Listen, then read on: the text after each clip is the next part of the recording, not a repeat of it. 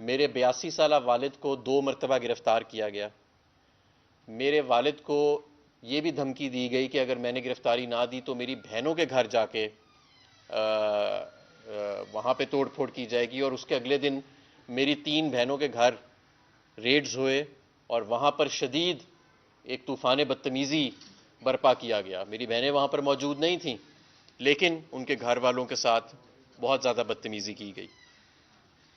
اور میرا قصور کیا تھا کہ جس کی وجہ سے یہ نصف سینچری، اور یہ میرا صرف قصور یہ تھا کہ میں نے ان چوروں ڈاکوؤں کی ٹولی کو، جس کو کبھی آئی پی پی کا نام دیا جاتا تھا، کبھی پی ٹی آئی پی کا نام دیا جاتا تھا، کبھی نون لیگ کو لاڈلا لیگ کی شکل میں دوبارہ جنم دینے کی کوشش کی جاتی تھی، کبھی پیپلز پارٹی جو ایک زمانے میں اینٹی اسٹیبلشمنٹ جماعت کہلاتی تھی اور آج وہ بھی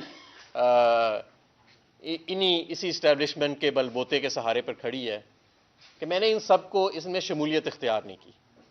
اور میں نے اپنے دور میں اس طرح لوٹ مار نہیں کی، اس طرح میں نے کرپشن نہیں کی جس طرح ان کے وزراء جن کو آج اس قوم پر مسلط کیا گیا ہے انہوں نے کی. میرا قصور صرف یہ تھا. اور میرا قصور سب سے بڑا یہ تھا کہ میں نے اپنے قائد عمران خان کو اس مشکل وقت میں چھوڑنے سے انکار کیا، اور نہ میں چھوڑوں گا.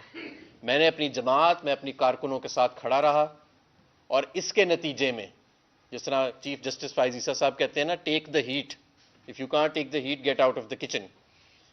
تو ہم نے چیف جسٹس صاحب ہم نے تو ہیٹ لے لی ہے، لیکن ہمیں ہمارا قانونی حق نہیں ملا. افسوس سے میں کہنا چاہتا ہوں پچھلے 10 ماہ میں صرف مجھ پر ہی نہیں، ہزاروں بے گناہ لوگوں پر جو جبر ہوا، جو ظلم ہوا، اس کا کون جواب دے؟ کسی ایک شخص پر بھی، کسی ایک بے گناہ شخص پر بھی اگر ریاست جبر کرتی ہے یا کوئی ایک دوسرے پر ظلم کرتا ہے تو اس کا حساب عدلیہ نے تو دینا ہے. اس کا مطلب ہے کہ عدلیہ سے کہیں نہ کہیں پہ کوتاہی ہوئی ہے، اور سب سے پہلے ظاہر ہے کہ چیف جسٹس آف پاکستان کو اس کا جواب دینا ہوگا. اس لیے میں چیف جسٹس آف پاکستان سے اور خاص طور پر لاہور ہائی کورٹ کے ججز سے یہ التجا کرتا ہوں کہ کسی پریشر میں آ کے، کسی خوف میں آ کے اپنے اوپر سے پریشر اٹھا کر بے گناہوں لوگوں پر نہ ڈالیں. اگر آپ اپنا کام نہیں کر سکتے تو آپ استعفیٰ دے دیں، کسی دوسرے باہمت جج کو یہ موقع دیں کہ وہ سامنے آئے اور انصاف کو یقینی بنائے. یہ تو نہیں ہو سکتا کہ آپ انصاف کی کرسی پر بیٹھے رہیں اور لوگوں پر جعلی پرچے بھی ہو رہے ہیں، لوگوں کے گھر بار بھی توڑے جا رہے ہیں، لوگوں کو ہراساں بھی کیا جا رہا ہے، لوگوں کو اغوا بھی کیا جا رہا ہے، لوگوں پر تشدد بھی کیا جا رہا ہے، جمہوریت کا جنازہ نکالا جا رہا ہے، انسانی اور شخصی حقوق کا جنازہ نکالا جا رہا ہے. 2/3 اکثریت سے عوام مینڈیٹ دیتی ہے، اس کو پوری دنیا کے سامنے پورے ملک کا مذاق بنا کے چرایا جا رہا ہے، اور آپ دوسروں کو کہیں کہ if you can't take the heat then get out of the kitchen. ہم نے تو 10 ماہ ہیٹ لے لی ہے. اب بہرحال اب آپ کا امتحان ہے، اور اب ہم دیکھتے ہیں کہ آپ کس طرح اپنی ہی عدلیہ جو ہے اس کو تحفظ فراہم کرتے ہیں اور اس ملک کے اندر جمہوریت، آئین اور قانون کو یقینی بناتے ہیں.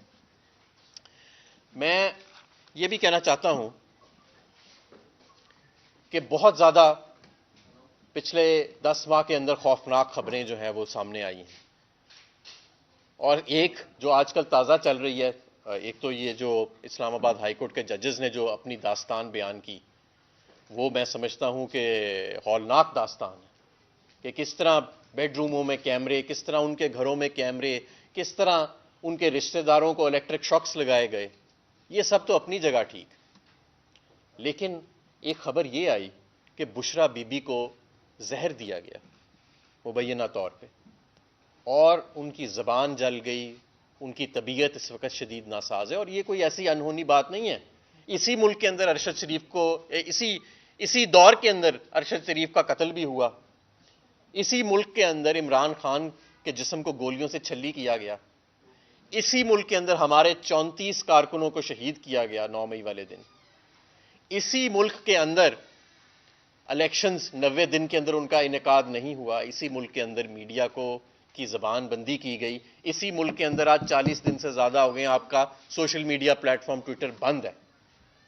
تو یہ کوئی انہونی بات نہیں ہوگی اگر بشرا بی بی کو بھی زہر دینے کی جو خبر ہے وہ سچ ثابت ہوتی ہے، اور یہ سچ ہی ہوگی خبر، کیونکہ ظاہر ہے کہ انہوں نے بڑی ذمہ داری سے بات کی ہے. ہمارے کارکن ہمارے لیڈر جیل میں ہیں, عمران خان صاحب جیل میں ہیں, 10 ماہ گزر چکے ہیں, کوئی ایک کیس ان پہ ثابت ہو نہیں سکا.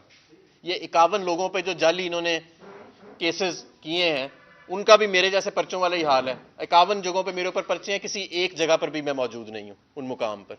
میں تو اس دن ویسے ہی سفر کر رہا تھا, اور مجھے کہیں پہ گجرانوالہ میں پٹرول بمب, اٹک میں دستی بمب, پتہ نہیں کیا کیا, کسی جگہ پہ پستول میرے پہ ڈالی ہوئی ہے اور کیا کچھ کیا ہوا ہے. تو یہ جو ایک مذاق بنایا جا رہا ہے کرمنل جسٹس سسٹم کا, عدلیہ کو, پوری عدلیہ کو اس کے خلاف کھڑا ہونا پڑے گا, ورنہ اس ملک پہ فسطائیت کے تاریک بادل چھا جائیں گے. یا اس ملک کو جس طرف لے جایا جا رہا ہے, لوگوں سے ان کا جمہوری حق چھین کے اور انصاف کے دروازے بند کر کے, تو آپ اس ملک کو کس طرف لے کے جا رہے ہیں؟ خدا نہ خواستہ افراتفری کی طرف لے کے جا رہے ہیں.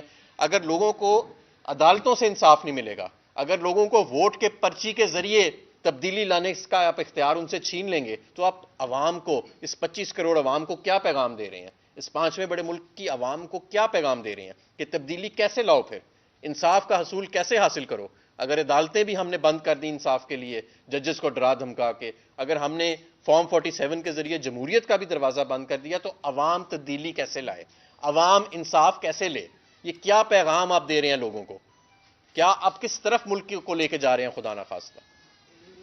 میں یہاں پہ اپنے لیڈر عمران خان صاحب کا بھی ذکر کرنا چاہتا ہوں, جن کا نام لینا بھی وقت کے حکمرانوں نے ایک وقت پر اس پہ پابندی لگا دی تھی, اور پھر عوام نے 8 فروری کو ہر جگہ سے, ہر پولنگ سٹیشن سے, ہر قصبے سے ایک ہی پیغام آیا اور ایک ہی نام آیا, اور وہ تھا عمران خان. آپ نے کیا کچھ نہیں کیا اس مرد کلندر کو دبانے کے لیے. وہ آج بھی اپنی جگہ پر کھڑا ہے, آج بھی اس کی عزت میں اضافہ ہوا ہے, کمی نہیں ہوئی. آج یہ سب بونے رہ گئے ہیں, باقی جو آپ کے نمونے آپ نے اکٹھے کیے ہوئے ہیں, کسی کو وزیر اعلیٰ, کسی کو وزیر داخلہ, کسی نمونے کو صدر بنا دیا, کسی کو, یہ سب بونے ہیں اس مرد کلندر کے آگے. یہ الیکشن ہی نہیں, اگلی 2 دہائیاں میں دعوے سے کہتا ہوں, پاکستان تحریک انصاف, عمران خان اور اس کے ورثاء کا دور ہوگا, اس کے سیاسی ورثاء کا. ختم ہو چکی ہے باقی سب کی سیاست. آپ ذرا گراؤنڈ پر اتر کے تو دیکھیں, 8 فروری سے بھی اب بات آگے جا چکی ہے. لوگ نفرت کرتے ہیں ان نمونوں سے, ان ذہنی طور پر مفلوج لوگوں سے جن کو آپ نے قوم پر مسلط کیا, ان لوگوں سے جنہوں نے قوم کے حق کے اوپر ڈاکہ ڈالا, جنہوں نے قوم کے سرمایے کے اوپر ڈاکہ ڈالا. عوام ان چہروں سے, اس نظام سے نفرت کرتی ہے. ایک لاوا پک رہا ہے نیچے, ابھی بھی ہوش کے ناخن لیں. بار بار آپ کو ہم یہ کہہ رہے ہیں کہ یہ ڈنڈے کے سر پہ 5ویں بڑی قوم کو, آپ اس کی تاریخ دیکھ لیں برے صغیر کی اٹھا کے, کوئی نہیں آج تک کامیاب ہو سکا. بڑے بڑے جابر ملٹری حکمران آئے, ان کو بھی منہ چھپا کے واپس جانا پڑا, اور آپ نے تو خیر نیا ریکارڈ ہی قائم کر لیا بدنامی کا. میں یہاں پر آخر میں کچھ بات معیشت کی بھی کرنا چاہتا ہوں کہ عام آدمی پر اس دوران کیا گزر رہی ہے. 28% آپ کی مہنگائی کی شرح جاری ہے, جو کسی جنگ اور وبا کے وقت سے بھی زیادہ تھی. اس 28% کی بھی اگر ایکچولی بریک ڈاؤن لیا جائے تو یہ سارا کا سارا ان اشیاء پر مبنی ہے جو کھانے پینے کی اشیاء ہیں, جس میں بجلی بھی شامل ہے, جو جس کے اندر گندم شامل ہے, جس کے اندر پٹرول شامل ہے. یہ وہ چیزیں جو روزمرہ کی زندگی گزارنے کے لیے ضروری اشیاء ہیں. آپ کا شرح سود 25% سے زیادہ ہے. انڈسٹری آپ کی بند ہونے کو پھر رہی ہے. پچھلے سال آپ کی جی ڈی پی گروتھ منفی ہوئی. جب ہم کہتے تھے کہ منفی گروتھ ہوگی تب آپ مانتے نہیں تھے. اب ورلڈ بینک نے اور آئی ایم ایف نے بھی کہہ دیا کہ منفی گروتھ ہوگی. میں آپ کو بتا رہا ہوں کہ اس سال بھی آپ کی منفی گروتھ ہوگی. اس کی وجہ یہ ہے کہ ملک کے اندر گورننس تو ہو ہی نہیں رہی, ملک کے اندر حکمرانی تو ہو ہی نہیں رہی. ساری کی ساری ریاست لگی ہوئی ہے ایک پاکستان تحریک انصاف اور ایک عمران خان کو اور اس کے ساتھیوں کو دبانے کے لیے. عام آدمی پر کیا گزر رہی ہے اس کا کسی کو کوئی پرواہ نہیں ہے. 2 سال سے غیر منتخب پی ڈی ایم, پھر 6 سے زیادہ ماہ غیر منتخب نگران نمونے, اور اب دوبارہ فارم 47 کی پی ڈی ایم 2 کی جو پرفارمنس ہے وہ عوام کے سامنے ہے.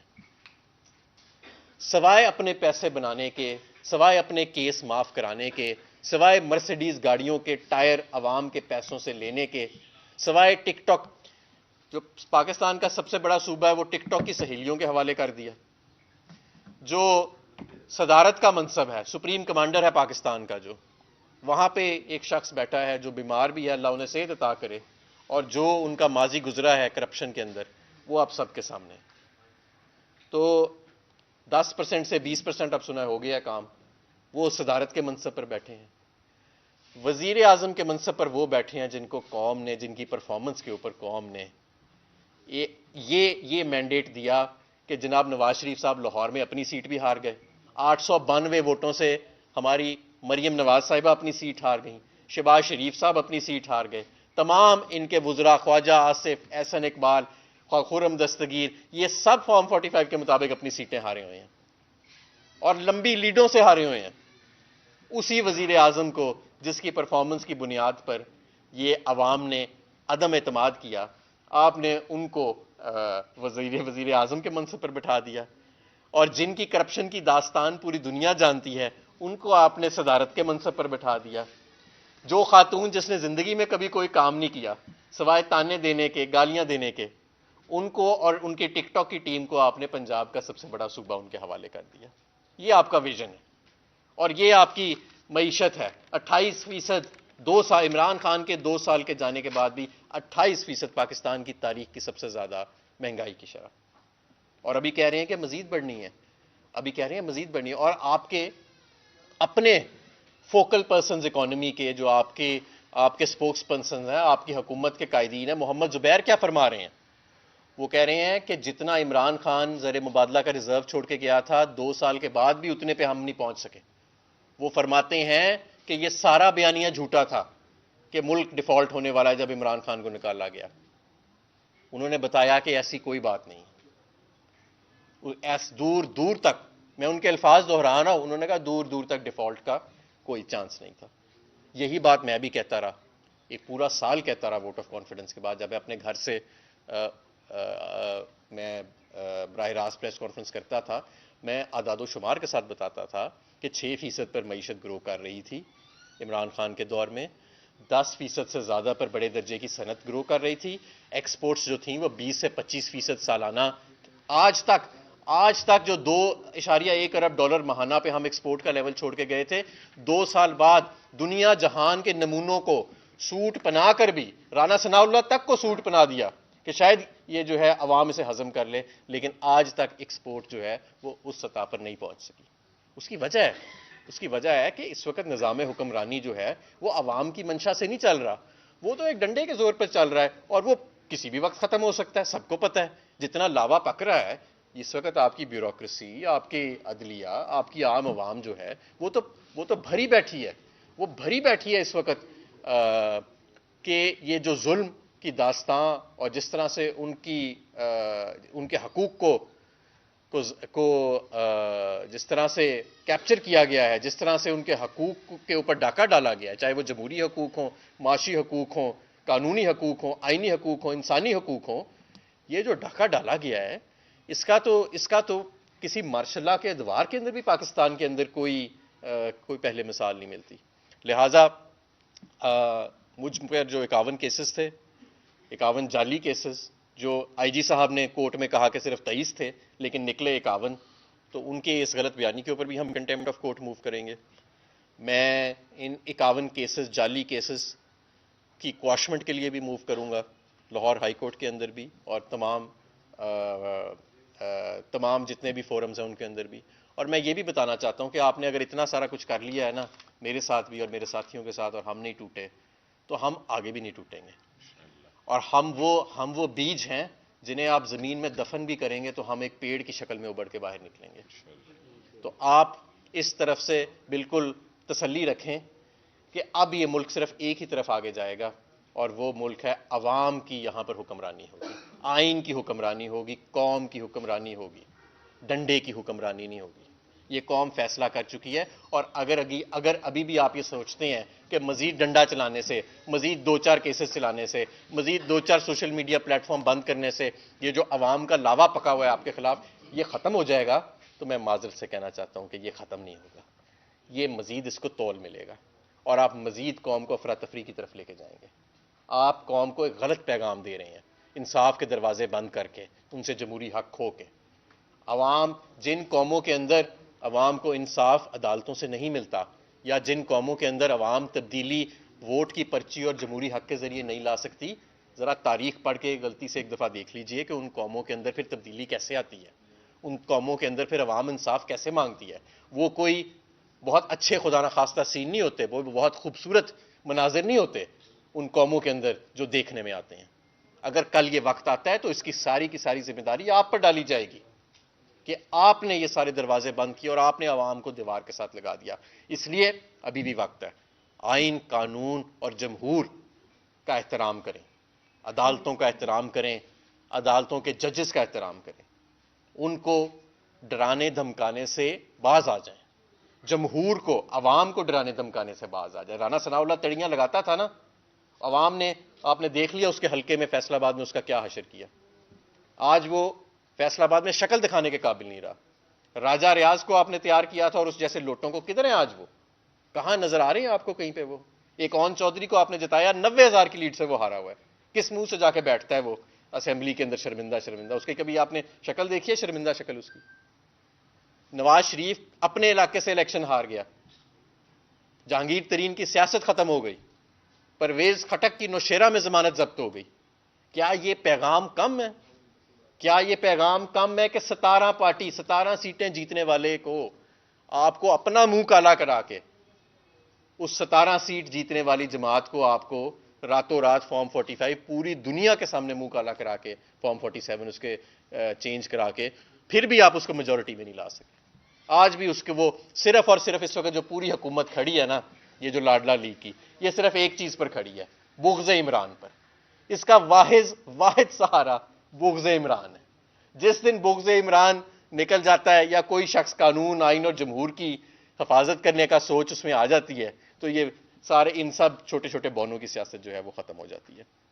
پاکستان تحریک انصاف، آخر میں یہ کہوں گا کہ صرف موجودہ دور کی نہیں، اگلی دہائیوں کی یہ جماعت ہے جو برسر اقتدار بھی رہے گی اور پاکستان کی سیاست پر حاوی بھی رہے گی. اس کی وجہ یہ نہیں ہے کہ ہم نے کوئی ڈیل کر لی ہے، اس کی وجہ یہ ہے کہ ہم نے کوئی ڈیل نہیں کی، ہم نے انکار کیا. اور ہم نے اگر کسی سے ڈیل کی تو وہ عوام سے اور یوتھ سے کی. ہم نے قوم کے دل جیتے، اور یہ دل جن دلوں میں عمران خان کے لیے جگہ بنی ہے، یہ اب جبر کے اور پروپیگنڈا کے زور کے اوپر یہ نہیں تبدیل ہوں گے. انشاءاللہ تعالی پاکستان کا مستقبل روشن ہے. اس سے پہلے ہو سکتا ہے کہ ہمیں ایک سخت وقت سے گزرنا پڑے، کیونکہ آزادی جو ہے وہ آپ جانتے ہیں کہ وہ ایسے دی نہیں جاتی. اس کے لیے تو بڑی جد و جہد کرنی پڑتی ہے. وہ جد و جہد ہم کرنے کے لیے تیار ہیں، اور ہمارے تمام کارکن تیار ہیں، سب لوگ جو ہیں وہ. اور میں یہ بھی انہیں بتانا چاہتا ہوں کہ اگر آپ مجھے منظر عام سے غائب کرتے ہیں کسی بھی طریقے سے، تو میرے پیچھے ہزاروں لوگ اور کھڑے ہیں، ان کو بھی آپ غائب کرتے ہیں، ان کے پیچھے لاکھوں لوگ اور کھڑے ہیں. یہ سفر آئندہ چلتا رہے گا اور یہ سفر رکنے والا نہیں ہے. پاکستان تحریک انصاف وفاق کی سب سے بڑی جماعت ہے. یہ واحد جماعت ہے جو چاروں صوبوں اور باقی تمام اکائیوں کو اکٹھے رکھی ہوئی ہے. پشاور چلے جائیں، لاہور چلے جائیں، کوئٹہ چلے جائیں، کراچی چلے جائیں، گوادر سے لے کے تربت تک، گلگت بلتستان سے لے کے آزاد کشمیر تک، اگر اس وقت پوری قوم کسی ایک نقطے پر اکٹھی ہے تو اس کا نام عمران خان ہے. تو ہم انشاءاللہ تعالی اس نقطے کو، اس پر کسی قسم کی ضرب نہیں آنے دیں گے. بہت شکریہ. جی جیسے آپ نے کہا کہ اسلام آباد ہائی کورٹ کے ججز نے لیٹر کیا اور دے ہیو ایلیجڈ جو انٹرفیئرنس ہے جسٹس کی دا جوڈیشل میٹرز، کہ کیا میرا آپ سے ایک کوشچن، کیا آپ کے دور حکومت میں یہ ایسے نہیں ہوتا تھا؟ ایک secondly you have resigned from party positions, ٹھیک ہے، اور آپ نے کہا کہ میں اتنا مؤثر نہیں ہوں، I am not on the ground, ٹھیک ہے، اور اس پہ آپ نے ایک یہ بھی بات کی ہے کہ direct access to Imran Khan, جو ابھی پارٹی لیڈرشپ ہے، کیا یو ڈونٹ پوسٹ کانفیڈنس، تاکہ آپ کہہ رہے ہیں ہر بندہ کہہ رہا ہے کہ ڈائریکٹ ایکسیس ہونی چاہیے عمران خان سے ملنے کی؟ پھر جو پہلا آپ کا سوال ہے، ہمارے دور میں تو کبھی کسی جج کو دھمکیاں نہیں دی گئی تھیں، نہ ہمارے دور میں کسی کو اغوا کیا گیا تھا ایسے اور اس کو تشدد کا نشانہ بنایا گیا تھا، نہ کبھی آئین اور جمہوریت کے ساتھ یہ مذاق کیا گیا تھا جو کیا جا رہا ہے. تو اس کا تو موازنہ نہیں بنتا موجودہ دور کے ساتھ. جہاں تک میری ریزگنیشن کا تعلق ہے، وہ عمران خان صاحب نے اس کو مسترد کر دیا تھا. اور مجھے دوبارہ بحال کر دیا تھا میری پنجاب کی صدارت اور جنرل سیکریٹریشپ کے اوپر. اور جہاں تک عمران خان صاحب سے رابطے کا تعلق ہے تو اب ایک بڑا مؤثر نظام کل ہی آویزاں کیا ہے عمران خان صاحب نے ان سے رابطے کا، جس کے اندر مزید لوگوں کو عمران خان صاحب سے رابطے کے لیے ایک کمیٹی بنا دی گئی ہے بیسیکلی، جو کافی وسیع ہے. اور ہم سب یہی چاہتے تھے کہ عمران خان صاحب سے رابطے کے لیے ایک وسیع کمیٹی بنے، نہ کہ وہ محدود لوگوں تک ان کا ایکسس ہو.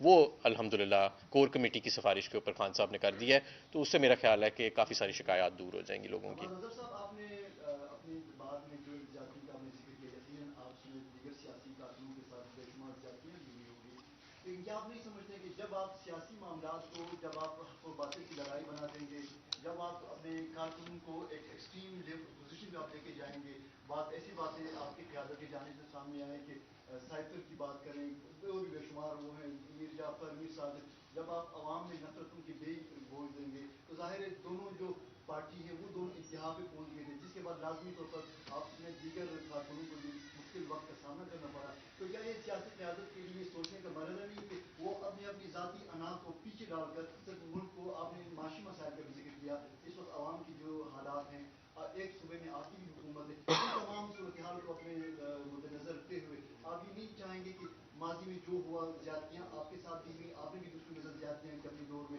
ان تمام باتوں کو پیچھے چھوڑ کر ایک نئے کل کی جانب آپ کو قدم بڑھائیں؟ دیکھیں، ہمارے دور میں تو جو ہمارے مخالف تھے وہ مہنگائی مارچ نکال رہے تھے، میڈیا پر سب سے زیادہ کوریج بھی انہیں دی جاتی تھی، وہ ہر جگہ پھرتے بھی تھے، ان کے کاروبار بھی چلتے تھے، اپنے گھروں میں بھی تھے، کوئی ایسا مسئلہ نہیں تھا جو موجودہ دور میں ہے. اور میں سمجھتا ہوں ایک مہم چل رہی ہے موجودہ دور کی فسطائیت کو نارملائز کرنے کے لیے، ایسی باتیں کر کے کہ جی نہیں جی بس موو آن کریں، جی نہیں جی چلیں آگے، جی کوئی فرق نہیں پڑتا جی. یعنی کہ جو آئین اور جمہوریت کے ساتھ کھلواڑ ہوا، جو ظلم ہوئے، جو کارکن شہید ہوئے، جو تشدد کیا گیا لوگوں کے ساتھ، جو ججز تک کو دھمکیاں دی گئیں، اس سب کے اوپر پردہ ڈال دیا جائے. اور جو عوام کا مینڈیٹ چوری ہوا، میں سمجھتا ہوں 1971 کے بعد اگر عوام کا مینڈیٹ چوری ہوا ہے تو وہ اب ہوا ہے، اس مینڈیٹ چوری کو بھی تسلیم کروانے کے لیے، اس کو نارملائز کرانے کے لیے، اس کو انٹرنلائز کرانے کے لیے ایک مہم چل رہی ہے، جس میں یہ اچھی اچھی چکنی چکنی باتیں کی جاتی ہیں. ہم ان میں نہیں آنے والے. عوام کا مینڈیٹ بحال ہوگا، جن لوگوں کے ساتھ زیادتی ہوئی ہے اس کا ازالہ کیا جائے، یہ جعلی پرچے جو کیے گئے ہیں یہ سب واپس لیے جائیں، جن ججز کو ڈرایا دھمکایا گیا ہے ان سے معذرت کی جائے. اس کا یا اگر معذرت نہیں کرنی ہے، آپ کہتے ہیں کہ ابھی معلوم نہیں کہ کس نے کیا ہے، تو ایک فل بینچ بنایا جائے. بینچ فکسنگ نہ کی جائے اس معاملے کے اوپر. یہ اتنا امپورٹنٹ معاملہ ہے کہ اگر آپ اپنے ساتھی ججز کے معاملے کے اوپر خدا نخواستہ بینچ فکسنگ میں چلے جائیں گے تو عام عوام کے ساتھ کو آپ نے کیا انصاف دینا ہے.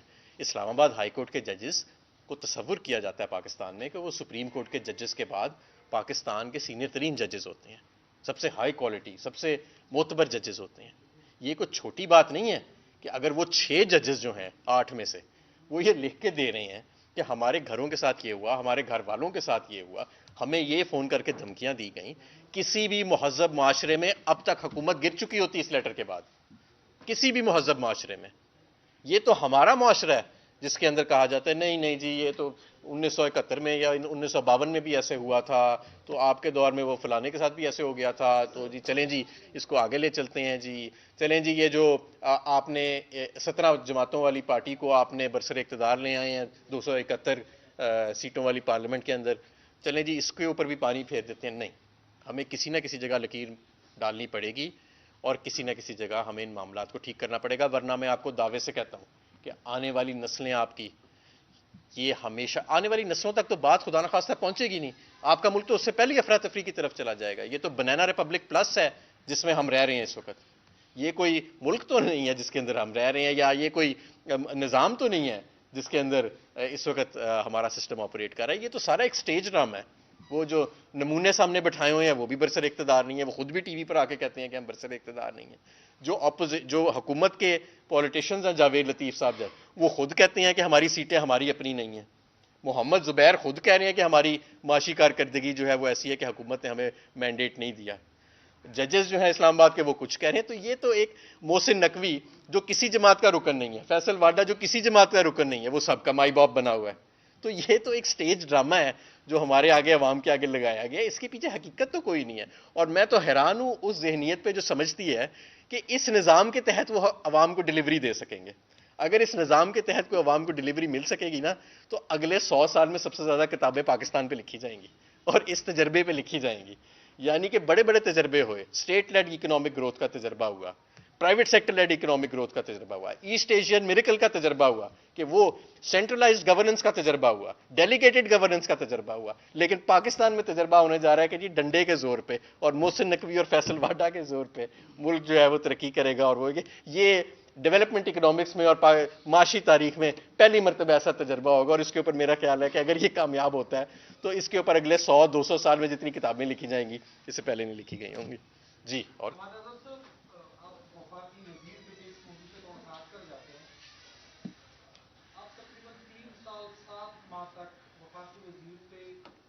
قبائلی اضلاع کا انضمام ہو چکا تھا. ہماری آبادی جو تھی وہ 14.62 سے بڑھ کر 19.64 ہو گئی. اب کی 3 سال 7 مہینے میں ہمیں قبائلی اضلاع کے لیے وہ فنڈ نہیں ملا جو ہمیں ملنا چاہیے. پہلا سوال یہ. اس کے ساتھ یہ ہے جب آپ ہی وزیر تھے تو خیبر پختونخوا میں اس سے پہلے گیس کی لوڈ شیڈنگ نہیں ہوتی. ہماری پیداوار 415 ملین میگا فٹ سے زیادہ ہے. ہماری ضرورت 200 ملین میگا فٹ سے بھی کم ہے. آپ کے دور میں ہمارے ہاں گیس کی لوڈ شیڈنگ شروع ہوئی.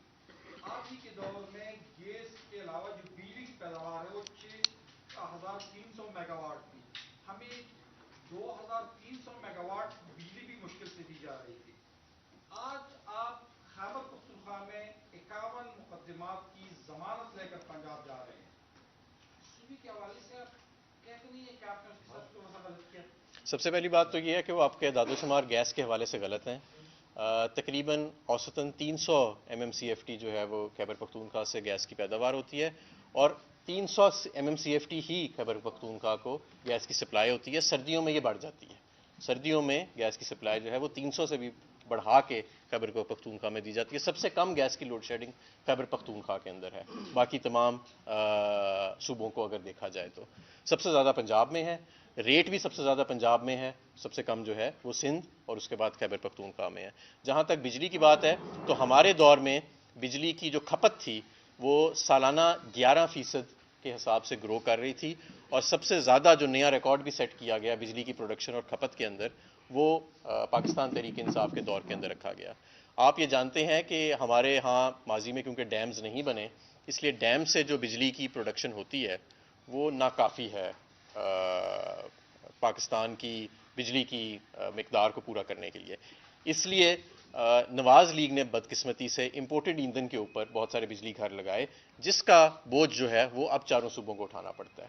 یہ ایک بڑی لمبی بحث ہے کہ جی جس صوبے میں 1 ڈیم ہے یا 2 ڈیم ہے یا سندھ پھر کہے گا کہ جی گیس بنانے والی جو سب سے زیادہ پاور پلانٹس ہیں وہ ہمارے پاس ہیں. بلوچستان کہے گا کہ گیس سب سے زیادہ ہم دیتے ہیں. تو یہ تو پھر ایک بڑی لمبی ہم بحث میں چلے جائیں گے. پنجاب کہے گا گندم ہم دیتے ہیں.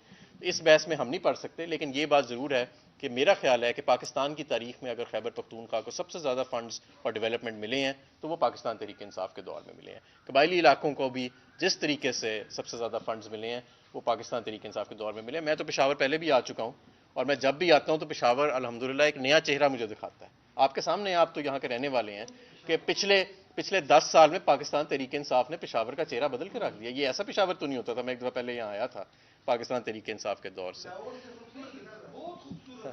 آپ لاہور میں اچھا میں آپ کو ایک اور بات بتاتا ہوں. لاہور صرف گلبرگ لاہور میں آپ کو بتاتا ہوں زیادہ خوبصورت ہے. کیسے؟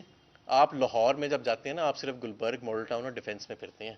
لاہور کے 14 حلقے ہیں. لاہور گلبرگ ڈیفنس اور ماڈل ٹاؤن صرف 2 حلقوں پر مشتمل ہے. آپ ذرا کبھی میرے حلقوں میں آئیں. آپ کو میں شادرے میں لے کے جاتا ہوں. آپ کو میں کبھی اندرون شہر میں لے کے جاتا ہوں. آپ واپس آئیں گے آپ کہیں گے کہ میں جنت میں آ گیا.